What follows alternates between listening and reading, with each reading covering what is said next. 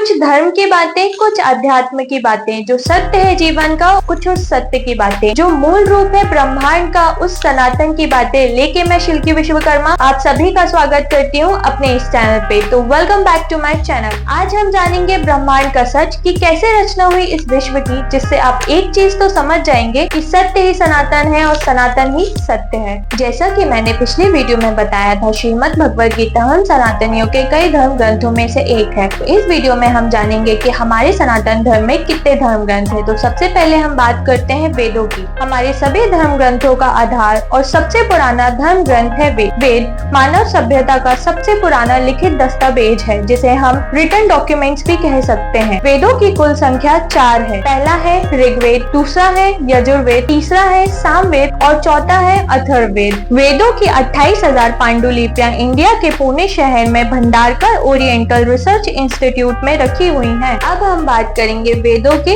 उपवेदों की, जिसे हम सहायक वेद भी कहते हैं। पहला है आयुर्वेद, जो ऋग्वेद से निकला है, दूसरा है धनुर्वेद, जो यजुर्वेद से निकला है, तीसरा है गंधर्व वेद, जो सामवेद से निकला है, और चौथा है स्थापत्य वेद, जो अथर्ववेद से निकला है। अब हम जानेंगे कि चारों वेदों को हमारे जीवन के कौन से शास्त्र और विभाग से जोड़ा गया। इसी के साथ मैं इनके अर्थ बताऊंगी और बताऊंगी कि किस वेद से कौन सा शास्त्र बना। तो पहला है ऋग्वेद, अर्थात स्थिति और धर्म, और इससे जो शास्त्र निकला वो है धर्मशास्त्र। दूसरा है यजुर्वेद, अर्थात रूपांतर और मोक्ष, और इससे जो शास्त्र निकला वो है मोक्ष शास्त्र। तीसरा है सामवेद, अर्थात गतिशील और काम, और इससे जो शास्त्र निकला वो है काम शास्त्र। चौथा है अथर्ववेद, अर्थात अर्थ और जड़, और इससे जो शास्त्र निकला वो है अर्थशास्त्र। अब हम बात करते हैं पहले वेद यानी ऋग्वेद की। तो ऋग्वेद में ऋग का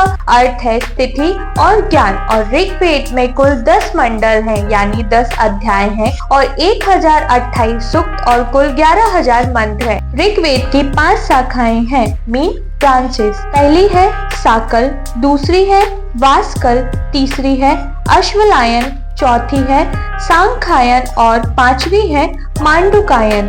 इसमें 125 औषधियों का भी वर्णन है, जो 107 जगहों में पाई जाती हैं। अब हम बात करते हैं यजुर्वेद की। यजुर्वेद में यज का अर्थ है समर्पण। यजुर्वेद में यज्ञ की विधियां और यज्ञों में प्रयोग होने वाले मंत्रों का वर्णन है। इसके अलावा तत्व ज्ञान यानी रहस्यमय ज्ञान, अर्थात परम ब्रह्म, ईश्वर, आत्मा और पदार्थों का वर्णन है। अब बढ़ते हैं हम तीसरे वेद की ओर, यानी सामवेद की ओर। तो सामवेद में सम का अर्थ होता है रूपांतरण और संगीत, जिसे हम सौम्यता और उपासना भी कह सकते हैं। सामवेद में ऋग्वेद की रचनाओं को संगीतमय रूप में दिया हुआ है। सामवेद गीतात्मक यानी गीत रूप में है। ये संगीत शास्त्र का मूल माना गया है। इसमें 1824 मंत्र, जिनमें से 75 मंत्रों को छोड़कर सारे ऋग्वेद से लिए गए हैं।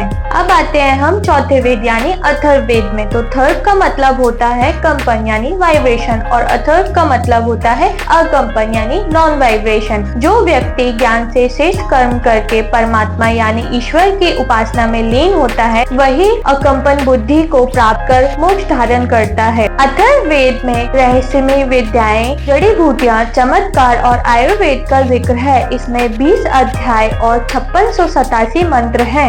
इन चारों वेदों का अगर सारांश निकाले तो इनमें 2 ज्ञान छुपे हैं, एक है थ्योरी और दूसरा प्रैक्टिकल है। अब आते हैं उपनिषद में। उपनिषद वेदों में छुपे ज्ञान को उजागर करता है। उपनिषद 108 है, जिनमें से 13 को महत्वपूर्ण बताया गया है। 108 उपनिषद में 10 उपनिषद ऋग्वेद से आए हैं, 19 उपनिषद यजुर्वेद के शुक्ल खंड से आए हैं, 32 उपनिषद यजुर्वेद के कृष्ण खंड से आए हैं, 16 उपनिषद सामवेद से आए हैं और 31 उपनिषद अथर्ववेद से आए हैं। इन 108 उपनिषद में जो मुख्य उपनिषद हैं वो कुछ इस प्रकार हैं। ऋग्वेद से ऐतरेय उपनिषद और कौशिकी उपनिषद, यजुर्वेद के शुक्ल खंड से बृहदारण्य का उपनिषद और ईशा उपनिषद, यजुर्वेद के कृष्ण खंड से तात्पर्य उपनिषद, काटा उपनिषद, श्वेता स्वरूप उपनिषद और मैत्रायणी उपनिषद, सामवेद से छंदोग्य उपनिषद और केना उपनिषद।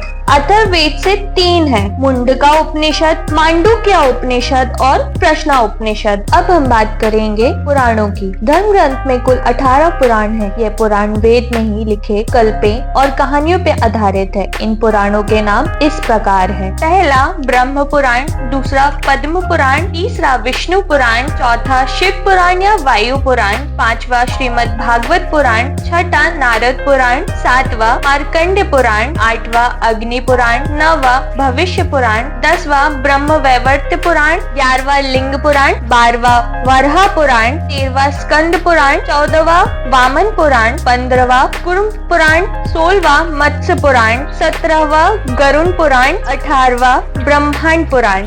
आज के लिए बस इतना ही। आपको मेरा ये वीडियो कैसा लगा मुझे कमेंट बॉक्स में जरूर बताइएगा, और हाँ, अगर आपको ये वीडियो पसंद आया है तो इसे शेयर जरूर करिएगा। प्लीज सब्सक्राइब माई चैनल और बेल आइकॉन को दबाना ना भूलिएगा। Take care, bye bye.